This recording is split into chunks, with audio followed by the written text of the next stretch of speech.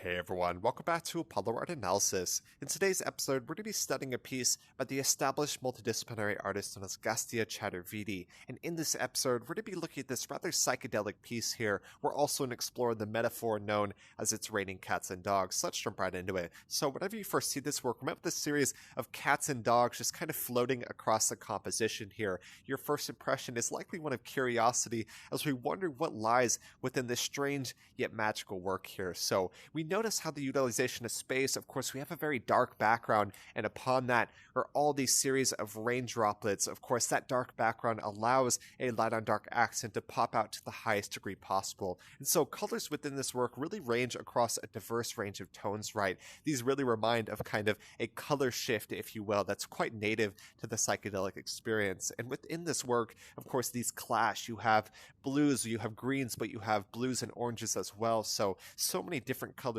really excites and energizes the visual experience. One of the first things I noticed when I saw this work, next to the impact of color, is the impact of texture. And we see this quite clearly, right? You have these rain droplets, and it's extremely detailed within this display here. These no doubt give a sense of implied motion to the work at hand, but they also give a sense of energy to the work at hand as well, right? When you have, we talked a little bit about that color, but when you have so much detail within the composition, it may feel as if it's shifting, morphing, and kind of flowing across the composition at hand. So I think that's incredibly important here. I was talking to the original artist, and he was talking about how he used a few different variants and essentially copied these over and over again. So you can see the result of so much work that was put into that there. And so we see our subjects, they are no doubt a series of cats and dogs scattered across the composition here. We see this sense of weight inherent to their forms, right? They appear as if they're falling or say floating down there. It's quite interesting. And so the title of this work, as Cats and Dogs, It's Raining, no doubt gives us the symbolism at hand here, right? We have a very common metaphor in English known as It's Raining Cats and Dogs, typically used whenever it's raining very heavily. You're so surprised by that. You're like, wow, it's raining cats and dogs, just a kind of whimsical or an absurd phrase, if you will, but it's meant to kind of emphasize just how hard it's raining. And we certainly see that within the composition. You have that sense of motion. There even are 9 figures here, which originally I thought these were all cats, but they are cats and dogs. So I was almost tempted to draw a connection between the 9 lives of cats and the cats within the composition, but there are dogs as well. So 9 figures and a very memorable piece at that. There is no doubt about it. And whenever I first saw this work, I thought these were umbrellas, but upon closer inspection, these are mushrooms, right? So this gives an even further hint or nod to the psychedelic scene at hand here. I think that's incredibly important.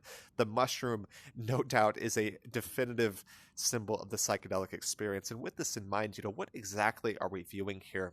In many ways, this reminds me of fantasy art, say Alice in Wonderland, or even just scenes of surrealism such as that. We often see surrealism and fantasy overlap in a few different ways.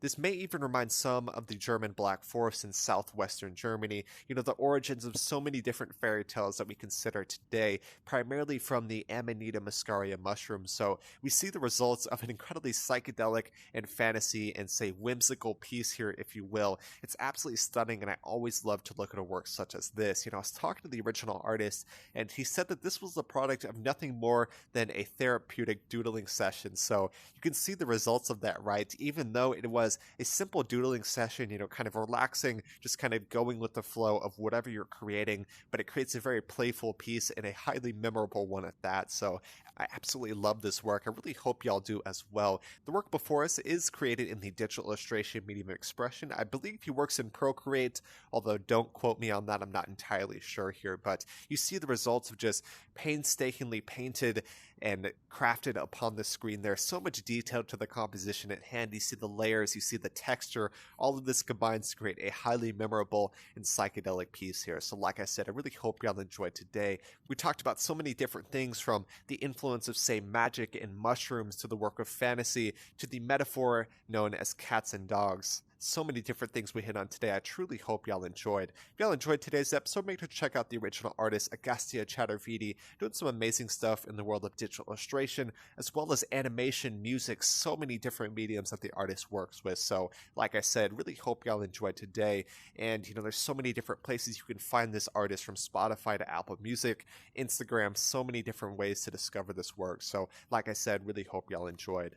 My name is Apollo. This was Apollo Art Analysis, and I'll see y'all on the next episode.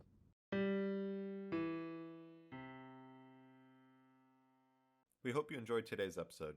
If you'd like to support our work directly, please check out our Apollo community tokens. Apollo Art Exchange is an ecosystem of art appreciation which elevates artists each and every day. Thanks for listening.